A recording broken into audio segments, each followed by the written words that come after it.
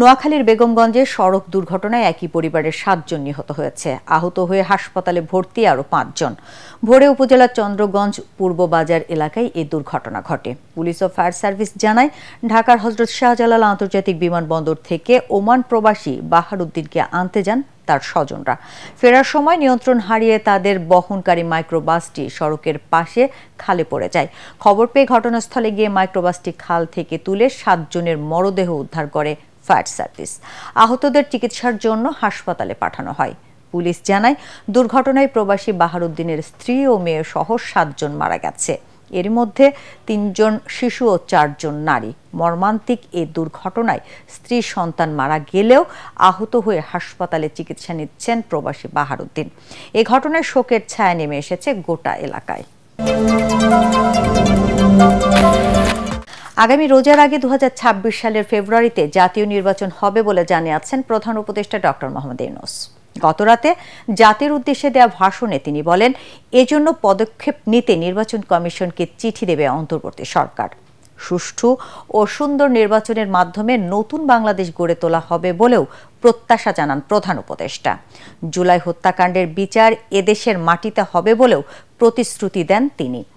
আর যেন কেউ ফ্যাসিস্ট হয়ে উঠতে না পারে সেভাবে রাষ্ট্রের মেরামত করার অঙ্গীকার করেন প্রধান উপদেষ্টা। অন্তর্বর্তী সরকারের পক্ষ থেকে আমি প্রধান নির্বাচন কমিশনারের কাছে চিঠি পাঠাবো, যেন নির্বাচন কমিশন আগামী রমজানের আগে ২০২৬ সালের ফেব্রুয়ারি মাসে জাতীয় নির্বাচন অনুষ্ঠানের আয়োজন করেন। আপনারা সকলেই দোয়া করবেন যেন সুন্দরভাবে নির্বাচন অনুষ্ঠান করে এদেশের সকল নাগরিক একটি নতুন বাংলাদেশ গড়ার কাজে সফলভাবে এগিয়ে যেতে পারে।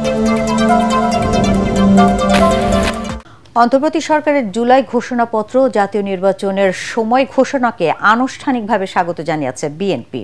এর ফলে দেশের রাজনৈতিক অচলাবস্থার নিরসন ও গণতন্ত্রের পথ সুগম হবে বলেও আশা করছে দলের মহাসচিব মির্জা ফখরুল ইসলাম আলমগীর। সব রাজনৈতিক দলকে আন্তরিকভাবে জুলাই ঘোষণাপত্র বাস্তবায়নে এগিয়ে আসার আহ্বান জানান তিনি। গুলশানে বিএনপি চেয়ারপারসনের কার্যালয়ে আয়োজিত ব্রিফিংয়ে মির্জা ফখরুল এসব কথা বলেন। ৫ আগস্ট জুলাই ঘোষণাপত্র ঘোষণা করেন। বিএনপি এই ঘোষণাপত্রকে স্বাগত জানাচ্ছে। চেয়ারম্যান জনাব তারেক প্রফেসর ডক্টর ইউনূসের বৈঠকের মাধ্যমে নির্বাচনের সময় ২০২৬-এর ফেব্রুয়ারি মাসে যে ঘোষণা করা হয়েছে তাকে স্বাগত জানাচ্ছে।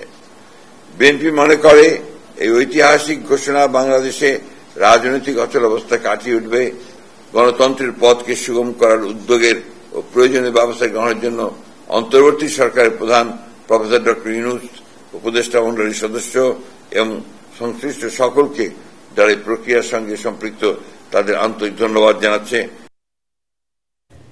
দর্শক, পরবর্তী সংবাদ দেখার আমন্ত্রণ জানিয়ে এখনকার মতো শেষ করছি। এটিএন বাংলা সংবাদ ইউটিউবে দেখতে ব্রাউজ করুন youtube/ATN Bangla News। ধন্যবাদ সবাইকে।